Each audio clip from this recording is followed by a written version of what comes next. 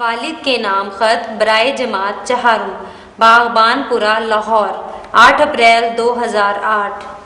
پیارے ابا جان، السلام علیکم۔ آپ کو یہ پڑھ کر یقیناً خوشی ہوگی کہ میں تیسری جماعت کے امتحان میں کامیاب ہو گیا ہوں۔ اب میں چوتھی جماعت میں ہوں۔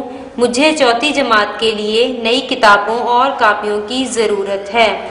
مہربانی کر کے مجھے 500 روپے بذریعہ منی آرڈر بھیج دیں۔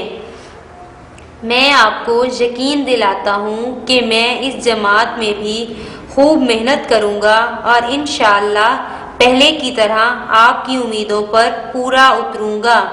امی جان اور باجی کو سلام۔ آپ کا پیارا بیٹا عاصم کلیم۔